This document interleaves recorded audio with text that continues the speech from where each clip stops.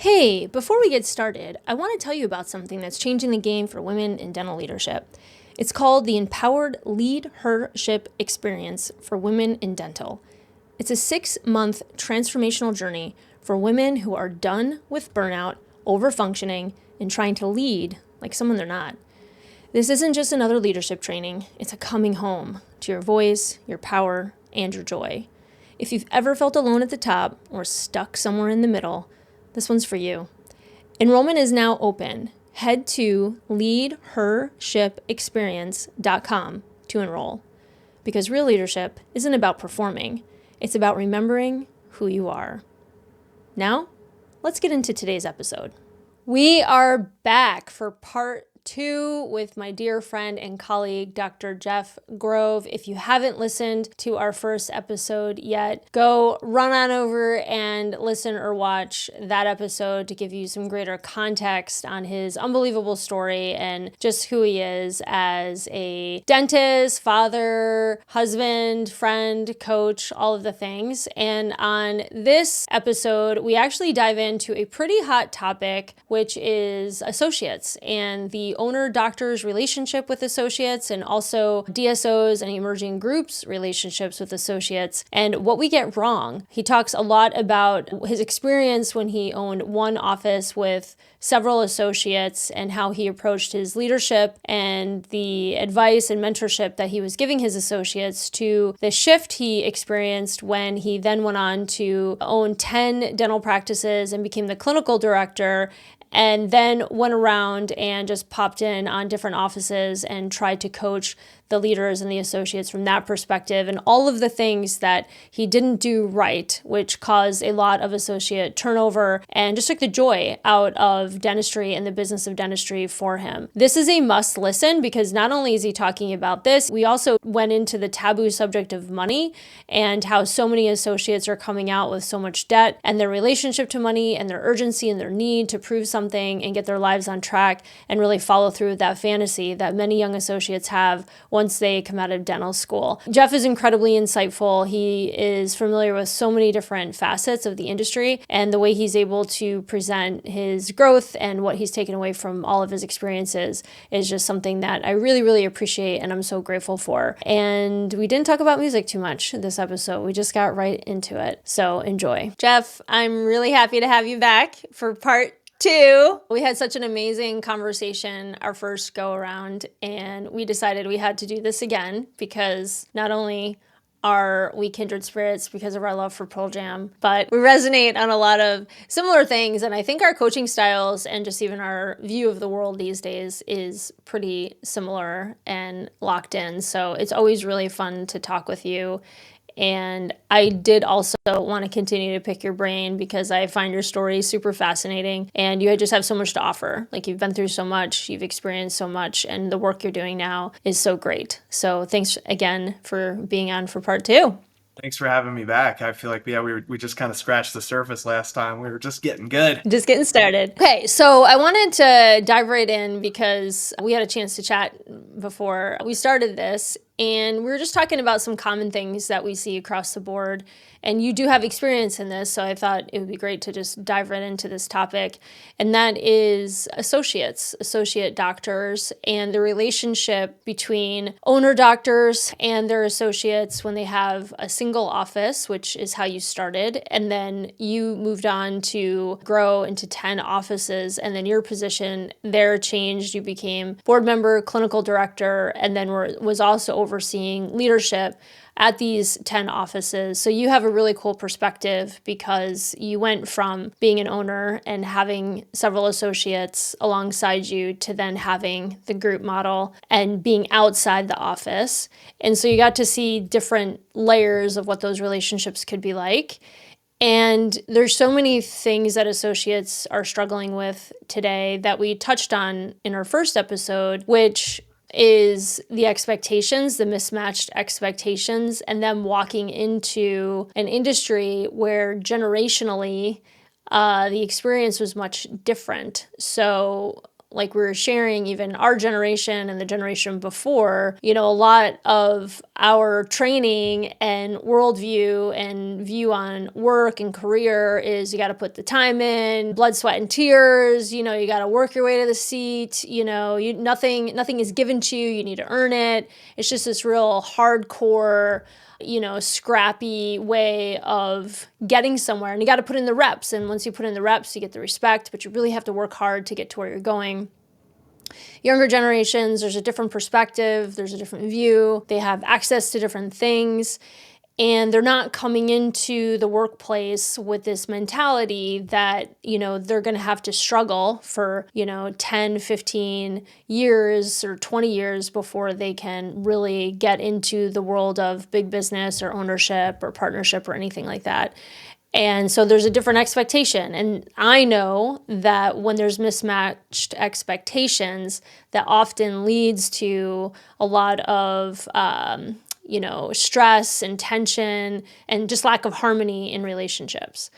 And again, you've experienced all this. So from your perspective, I wanted to ask, one, how do you see the world of associates right now in what's going on? And then I also wanted to touch on how did you keep your associates happy and content? And you've grown a lot over the last several years, and now you're in coaching and you've done a lot of personal development work. If you knew then what you know now, what would you change? Yeah. So these are a couple huge questions. Yeah, it's a big topic, right? And a lot of the doctors that I coach are younger associates. And, we talked about this a little bit last time. There's this lack of alignment between the expectations that I believe that they had and that I hear from them and the reality of being an associate. And there's obviously multiple different, avenues an associate can take. I think what I've found and what I'm finding too, working with a lot of young associates now, is that, and this was true when I was working with associates, when there is a leader, let's call it senior mentor doctor, who's boots on the ground with those associates, working with them day in and day out, it can facilitate an incredible culture, great relationship, partnership, rather than I'm your boss and you're my associate. That is the learning and the mentorship that those young associates need. And I see those situations, like when I unpack, and if we could look at all these different associate relationships, the happiest associates that I'm working with as a coach, and the happiest associates that I had when I was an owner doctor of multiple locations, were the ones that had someone there, the ones that worked with other doctors, and at least a couple days a week, 1 day a week minimum, had an older senior doctor there present, someone that they could rely on to talk to, learn from, and just have that comfort, that security of having them in the office with them as they worked. That in those practices where there was that dynamic, Brandy, I feel like that the gap between the generations, let's say, or that the gap between owner and associate was just very quickly closed. And all of a sudden it was a lot more collaborative. People were more secure. The learning curve increased. The younger dentists were more productive, more willing to put themselves out on a limb, try new procedures with confidence, and more willing to make a mistake, let's say, not as afraid to have difficult conversations with patients, which dentists face every day, whether it's about money or a treatment failure, et cetera. So I know that's just scratching the surface of everything that goes into associates and like their place in dentistry right now. But I would just say, like, if I had to summarize, it's those relationships where there's that mentor doctor on deck. And those were the best years of my career too. When we had our one big office and I was boots on the ground, day in and day out with 3, 4, 5 associates and other doctors, it was magical. It was collaborative. It was fun. We communicated.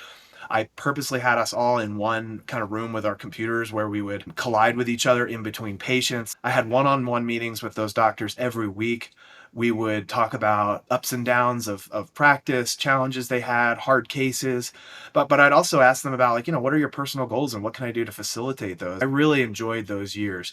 It was when we started to get so large that I had to pull myself out of that day-to-day, operational, rubbing elbows with them, doing dentistry, drilling teeth next in the room, right across the hall, meeting in between patients, talking about patients, looking at x-rays together. When I pulled myself out of that, I wasn't able to replicate that by just popping into different offices and spending a few hours with a doctor here and there. It just wasn't as magical. It wasn't as collaborative. It wasn't as the communication, the culture changed dramatically. Like when you try to scale some of those, like let's just say those secret sauces, I used to just kind of call it. Yeah, and I want to go back because I don't want to skip over, you sharing about the time you invested with the associates. So I think that gets overlooked quite a bit. I'm a huge advocate for that as well. But you mentioned that you were meeting with your associates weekly. You had a space where you were all coming together, a shared big office space. Like you truly took the time to invest in them and check in with them. I think there's oftentimes this,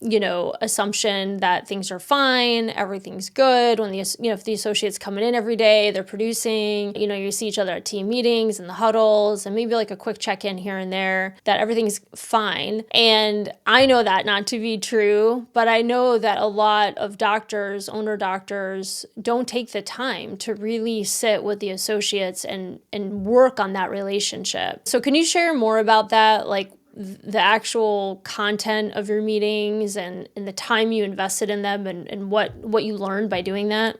It was so worth it. I think a lot of owner dentists think that, okay, I have an associate now and they're going to be, producing and doing their thing and they've got patients and they're staying busy and it's going to free me up to focus on maybe some bigger cases and things that I want to kind of dive myself into. I want to stimulate myself as the owner doctor. Maybe I want to leave a little bit earlier or, take a few extra days off per month. And again, focus on some different cases that now I can focus on because there's someone here with me or there's two doctors here with me and they can kind of help with the hygiene checks. And so they almost sort of like back off with their time in the practice and their investment in time when I really think that the need is to sort of step in and maybe back off on some of the bigger cases and back off on some of the longer procedures and use that time. I found it a very wise investment of my time to meet with the associates, to talk with them, to get them together in a room and collaborate, talk about cases. It was just magical. It was a really valuable time that I'm really glad that I put that time into the associates because it really created a lot of growth, quick growth, loyalty, and just fun with them, and it kind of, I think, dissipated some of that stress of they're super new, they're in a new environment, learning new procedures, trying to become faster, working with assistants, trying to handle all the relationships that you have to handle as a dentist, within the practice and the relationship dynamics. So it was just fun to have time with them to just be open and honest and try to facilitate their goals. And any owner doctor or mentor doctor that's listening to this, like it's an investment that'll come back to you, with a tenfold return if you put yourself out there and do it. Yeah, and so because you had how many associates underneath you? Well, we had, I think at our largest, we had 25 doctors spread across 10 offices. But when I think of like associates that I had working with me elbow to Right. elbow, it was really before we got to that point. And there were four associates and myself working, in the same practice. Again, not all at the same time, but there were sometimes where there was, let's say, me and three others, me and two others, then two or three of them. And I would be maybe upstairs doing some administrative stuff and I'd be able to come downstairs and mingle with them and sit with them while they're working on patients or talk to them about cases. They'd come up to my office weekly, like I said, have meetings. I had this big whiteboard. I always had like a sort of a formula I would follow, in meetings just to make sure that they had the stage and had time with me to talk about things that were going on and maybe stresses that had come up or challenges or, pain points. Yeah, and you said some of those that were working with you in your office were specialists as well, right? Yeah, exactly. And they were more independent, Brandy. Like I didn't have one-on-one meetings with them. We would grab lunch from time to time, but they came in and they did their thing. And all except one of the specialists was older than me and further along in my career. I actually learned a lot from them. So I would grab lunch with them, once a month just to have check-ins and just see how things were going and see what I could do to continue to make this symbiotic relationship that we had work. But it was really more of like at that point in my career, I really developed a love for that, like just for Yeah. coaching and mentoring and helping telling someone something that I wish someone would have told me. You know what I mean? Like that always just was my focus. And I still have the opportunity to work with fourth year dental students here in Colorado.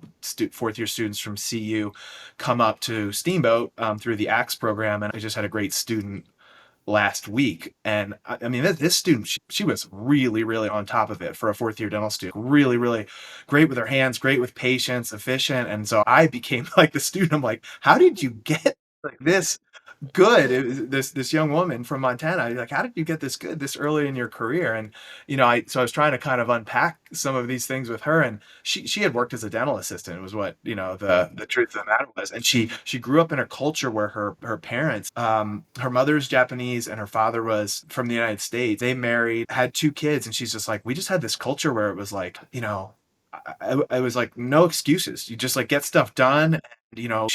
I feel like her upbringing gave her kind of like a tougher outer shell, like a resilience that I don't see as much with some of the students that I get to mentor and teach. And it really stood out to me. So again, I sort of became the student. I was like interviewing her, trying to figure out like what was the secret to all of that. She had done some things with her hands, needlepoint, again, worked as an assistant. So I just think she had a leg up in a lot of ways. So I was kind of tucking some of those things away because younger dentists a lot will ask me like, how do I accelerate this learning curve to get faster, to get more productive, to be able to handle all of these relationships, etc. Yeah. Okay. And then so once you moved on to the 10 offices, you did say that you were out of the office, the day to day, you were no longer chairside and all of that. What was the biggest struggle when you became clinical director and now you're trying to coach and train and develop folks across 10 offices? So in the spirit of associates, where did you see the shift? And did you start to lose associates? Was it hard to keep them when they didn't have that level of intimacy? Yes, it was. I was unable to scale that. That is where I hit a leadership ceiling for myself. I was unable to scale that, and I just didn't. I think of relationships as like a tire with a slow leak, right? So if you have a tire with a slow leak, you constantly have to be pumping air into it, or it will be flat. And so I had all these relationships that were these tires with slow leaks. And when I was boots on the ground, rubbing elbows with them, doing dentistry in the same building every day, I was able to keep those relationships pumped up and those tires were in great shape. But when I started to spread myself around and got spread thin and truthfully, like, just sitting in meetings all day when really I should have been down on the floor working with them. Again, hindsight 2020, but the things I learned, like I should have stayed down and I shouldn't have been sitting in administrative meetings. I should not have been sitting in as many board meetings. I should have been sitting in strategy and financial meetings. I should have been down with the doctors more because that's where I was able to create relationships that were magical. And yes, my relationships with those doctors suffered, their trust in me, and like all this, the air that I was pumping into them and their relationships started to go away. So then, when you have those, when unable to infuse that air, in my analogy, back into that tire, those relationships get fragile. And when those relationships are fragile, it doesn't take much, for them to break. And we did start to lose associates. And I did, have associates that I thought I'd work with forever that all of a sudden were considering other options. Yeah. Yeah. Gosh, I can feel it as you're saying it too. I feel like I'm living it with you because I've seen it so often, and I do think it's something that a lot of groups struggle with is retaining associates but also cultivating those relationships. And yeah, I feel you because you get into the leadership aspect of a group and there's so many meetings, right? It just becomes like I just keep saying the big business of dentistry and you lose those touch points. I guess in hindsight you mentioned you regret not, being down on the floor with them and, working alongside shoulder to shoulder with them and creating those relationships. Do you think too that it would have been beneficial to have more than one of you to be able to get around and help facilitate some of those relationships as well? Yeah, for sure. And I worked with an amazing hygiene team leader. We had a great regional manager who I still work with, work with on clients. Like if I'm working on a client and that client's front desk team leader needs some training so that we're all on the same page, Ashley will step in and train them. So, I mean, we had other great team leaders. They were able to step in and backfill and help spread culture and communication and did a phenomenal job. We wouldn't have made it as far as we did as a company without them. But like there still was this missing aspect of like that doctor to doctor, again, especially with that first group of associates. And like if I could wind back the clock, there's definitely things that I would do differently in order to better spend my time continually investing in them. Yeah. And one thing we also talked about too that I see a lot of is debt, right? And you mentioned too offline that you really are able to see that debt does play a huge role in how associates relate to themselves or their work. and just their general expectations, because there is this fear of wanting to pay down their debt and having a little bit more financial freedom. So doctors are coming out with this, huge debt from dental school and a variety of other things, and they're trying to get started. Again, much different than days prior, right? Different generations coming in. And there is this big expectation of wanting to earn more and feeling justified to earn more because they, took on this path of dentistry, and, they want to see the fruits of their labor. And also, I was talking to a young doctor yesterday, actually, and she's went the route of public health. And she was saying, too, one of the biggest traps is just this fantasy of what you think the career is going to be like. And there's the fantasy, and then there's the reality. And she loves dentistry. She's super happy with where she's at. But one of the things she talks about with young associates, too, she just had graduated in 2018, but she sees across the board, too, with her colleagues and classmates and things, is this rude awakening that, you don't just walk out of dental school and, you're a champion and life's on easy street. There's a lot of work and heartache that goes into it. And so what, with you working with these younger docs and having worked with them and also, being one at one point, where do you see how folks can relate to the debt when they're coming out? I guess the way I would simplify it, my observation is it becomes kind of like the lens, the filter through which you see every decision that you have to make as a young associate. Because like you said, or like your client was saying, there's this fantasy of, I decided to be a dentist because Aunt Sarah was a dentist, or because I had this great dentist as a kid, or because my uncle's a dentist, or my dad's a dentist. And you see, one of the things that you see in that, vision of what of being a dentist is like is financial security, right? Dentists tend to have nice houses and drive nice cars. And so, you see that. And so then you have that expectation, but you have this, you come out and the harsh reality is you consolidate all your loans. And if it's dental school and, your undergraduate school, it can be $500,000 or more. And with interest rates being high, I mean, that compounds quickly. And again, it just becomes this almost like fight or flight situation. Like the younger dentists really they have an expectation to, not only do they want to be able to service that debt, they have to be able to service that debt, but they want to make financial progress. They want to buy a house. Maybe they need a new car because they've been living in a city and they didn't need a car, they had a bike. They want to start families. They want to get on with their life, especially from a financial perspective. So everything, all of their negotiations in their contracts and everything that's kind of like their speed at which they perform dentistry, the need or the pressure, let's say, to perform procedures that they're not quite yet comfortable doing, but they're higher value procedures like root canals or, implants or more complex surgeries or complex restorative cases. They feel the pressure to dive in and do those quickly and say yes, because they feel there's this need to produce and have the numbers to justify.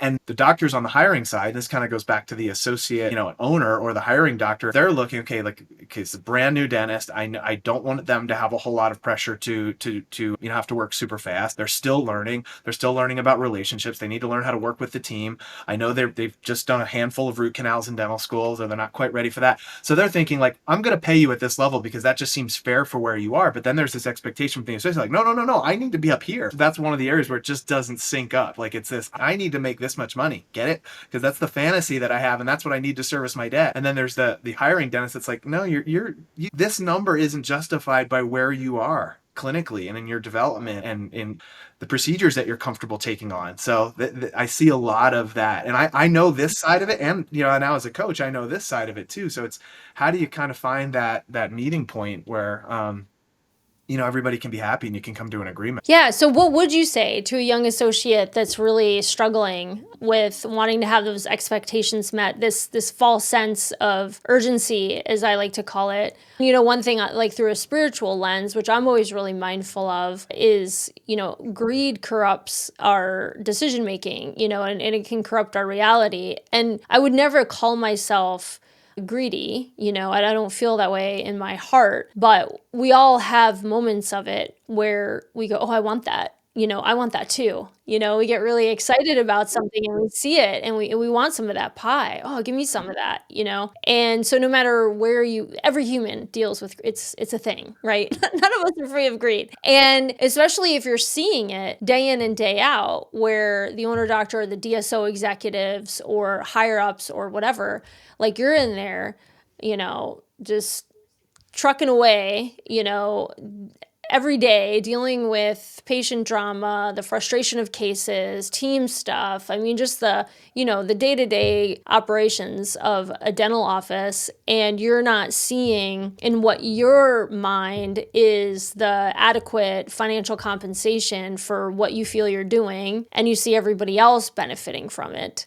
Right, that creates this lack of harmony, I think, internally, right? A lack of alignment, and that can cause people to act really funny that maybe aren't in their best interest, because they feel this tension internally because they want what they're not getting yet and they feel justified to have it. And I'm not saying they're wrong in feeling that way. I completely see why they feel that way. And unfortunately, there's so many aspects of the dental business now, and especially the big business of dentistry, where it's even that much more amplified, right? Where everyone wants a piece of the pie and a lot of people are taking bigger pieces, right? So for an associate, with you being a coach now, you have an associate coming in and dealing with some of this stuff. Like, what are some of the things you say? Great question. It's hard to talk to them about being patient because they graduated from undergrad.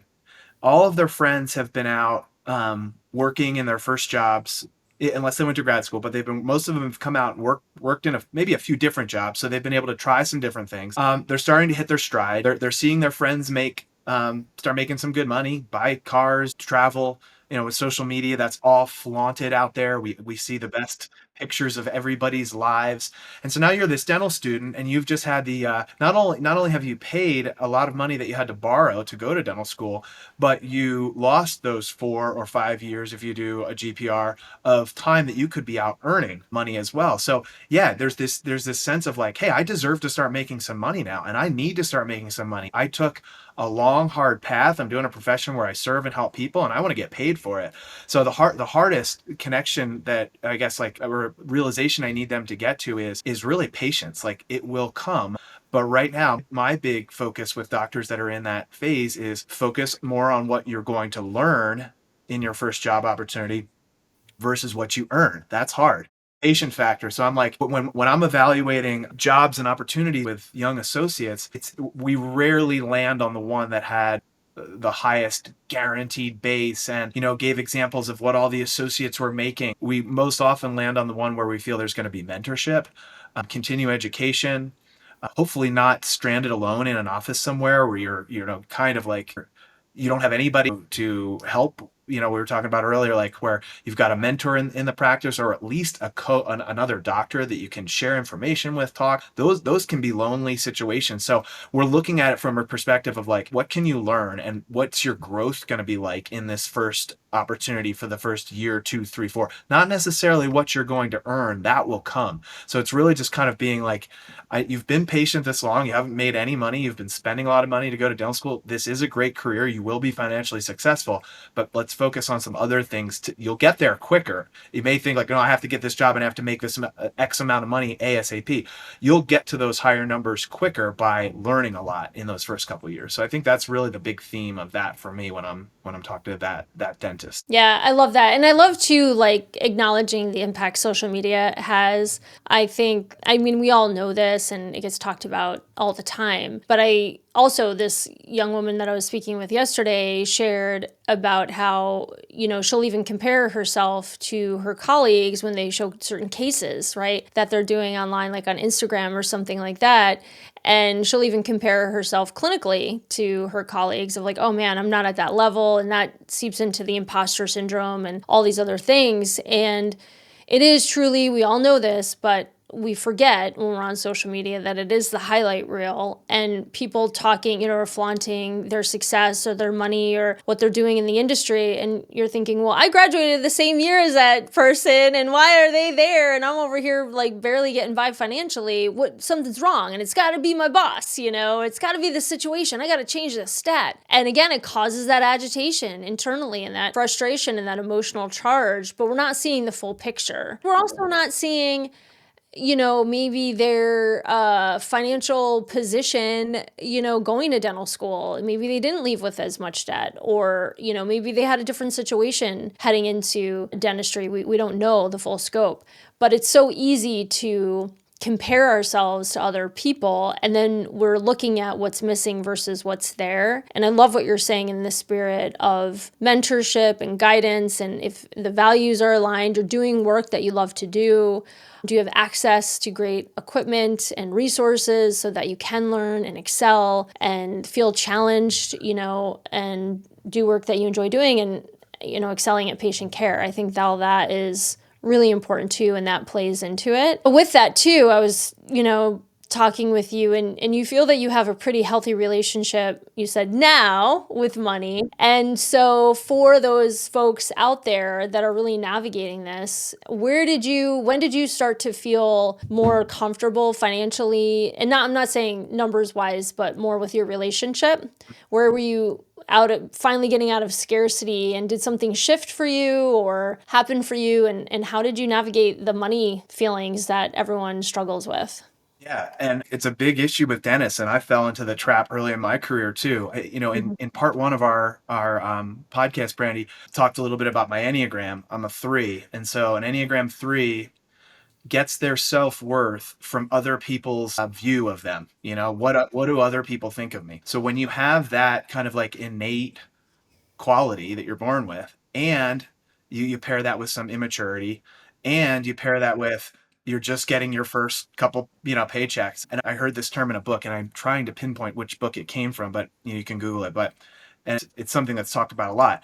What I did at that point was, and this is where my relationship with money was unhealthy, I focused on conspicuous wealth, right? Like I wanted, when I made, if a big paycheck came in, I wanted to do something outwardly, make some type of purchase.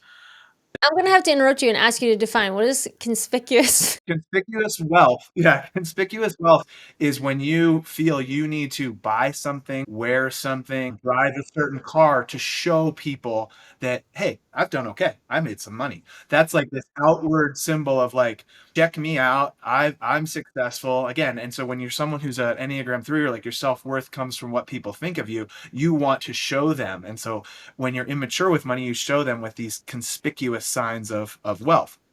As I've matured with money, gotten really more secure in myself, my opinion of myself, and my view of who I am, and who my closest people, my wife, my kids, my best friends, what they think of me as just Jeff, not Jeff the dentist, not Jeff the coach, but just me, who I am, my family. I've regained that identity, and I don't need to have sign. I don't need conspicuous wealth signs, right? I don't need to buy something to show somebody that I'm worthy and drive a certain car. I'm able now at this point to get more into the inconspicuous wealth, which is like, you're generous, right? You're able to give money to great causes that you want to see grow. I'm able to practice dentistry a couple times a month in a place that, the pay, you don't do it for the pay, you do it because, man, you're helping a lot of patients. Because you just don't have to focus on what paycheck is coming in. I want to take great vacations and have great experiences and give my kids great experiences, help them get a good start to life. And again, more on that, like kind of like giving time related quality of experience use of money, rather than check out my watch, check out the way I dress, check out the car I drive, look how big my house is. That's that conspicuous wealth, which again, I've grown out of. And when I'm talking to people and that comes up, I sort of just share my story, and I hope that they get to that point sooner than I did.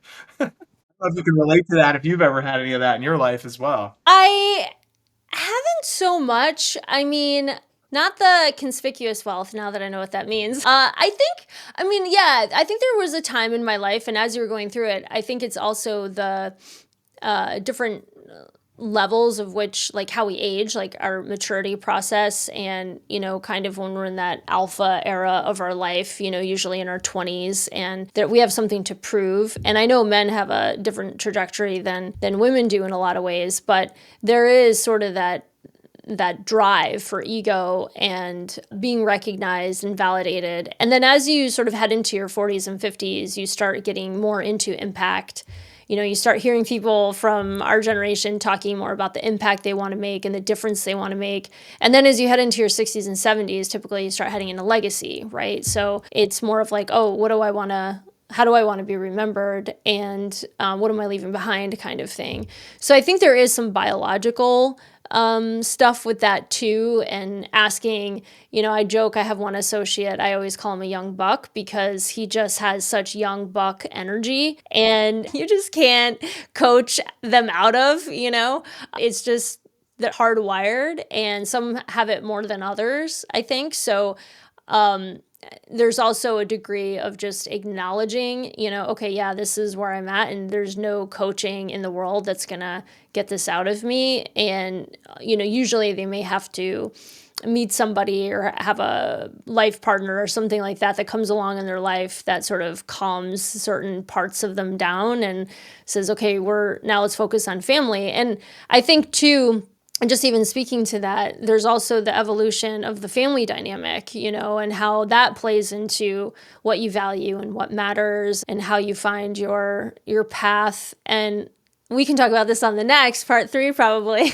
but what happens when you're in that striver mentality, because you'd be the perfect person to talk to about this, is, being in that striver competitive mentality, and then you head more into raising a family and settling down and the ho-hum of everyday life. And there's this really intense tension I find, especially with associates or, young owners around that time, where it's almost like this dying off of the ego that they were, attaching to, that identity, and creating a new identity. And I find for some people, it's way harder to go through that transition than others. And it's like a grief. And that's something I'd like to explore with you on part 3 is grief, because that's been coming up for me a little bit too, as you've been sharing, is there's so many shifts in all of our journeys, and, from how the fantasy that we all have, regardless of our career and our upbringing, we're all fantasizing about who we're going to be. And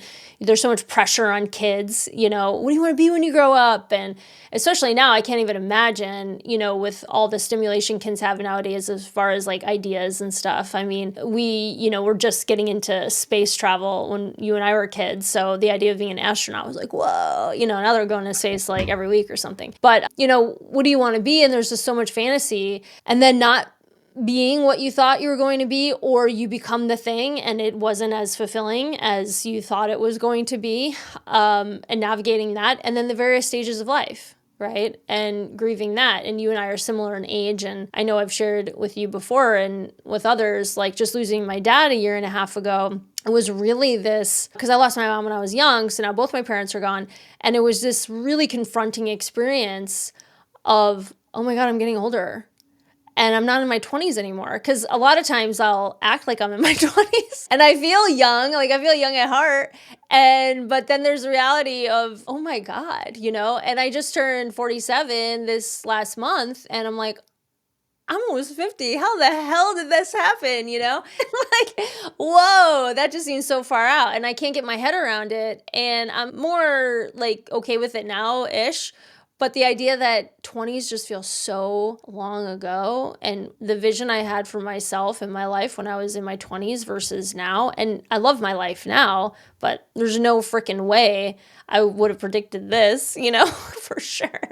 So, and there's some joy in that, and there's also a lot of grief in that too, And I think a lot of that ties into our careers, and I see it heavily in dentistry for sure. It's a huge topic. Everything you said right there is very important and definitely a part 3 worthy. That's a deep one. All right. Well, any final words that you want to share to some associates listening in on if they're struggling, if they're Yeah, if they're on the struggle bus, what do you got for them, Jeff? You got to talk to somebody, talk to your peers, talk to people that you can trust that are going to give you an honest assessment of where they are and just not some glazed, perfect fake, rendition of their daily day to day. Talk to people that are ahead of you and find a way too to talk to people. So talk to people that are on the same plane, right? Going through the same stuff that you are day in and day out. I would always advise younger associates to do that. Talk to doctors who are ahead of you and maybe in a spot that looks like what you envisioned and ask them how they got there and be a learner,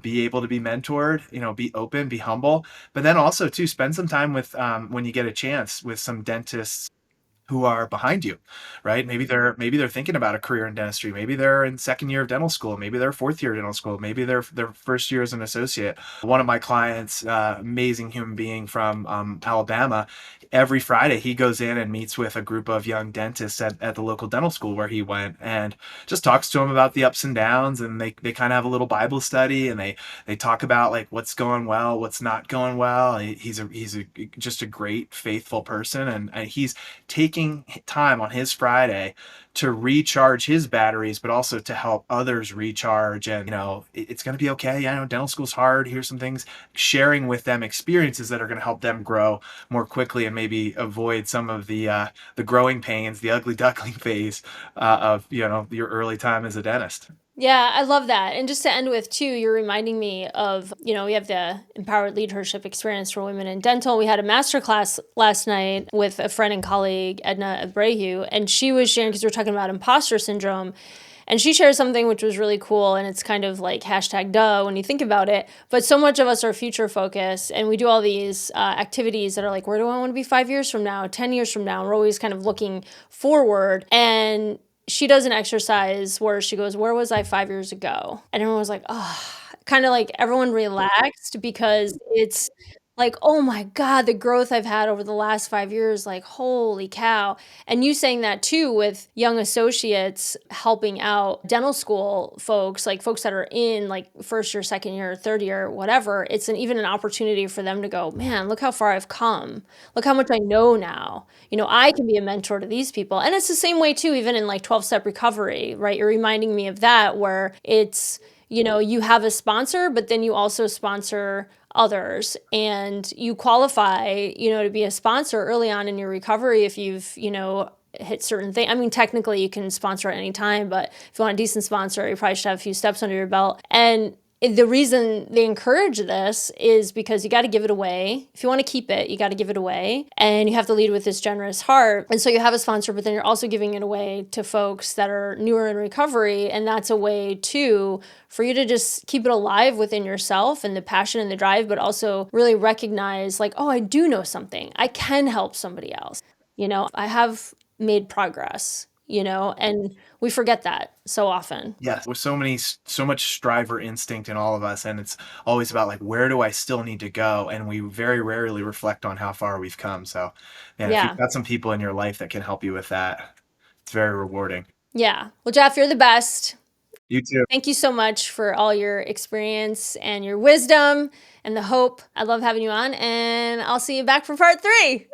I love being on, Brandy. Great talking with you as always. Really appreciate you. You just listened to the Real Talk of Dental. If it hit, if it stung, if it made you feel just a little more human, good. That's the point. This isn't about fixing practices, it's about healing people. And if you're brave enough to show up real in this industry, you're my kind of leader. Subscribe, call in, send your wildest workplace confession. And most importantly, don't clean up for anyone. The mess, that's where the magic lives. We'll see you again on the next episode.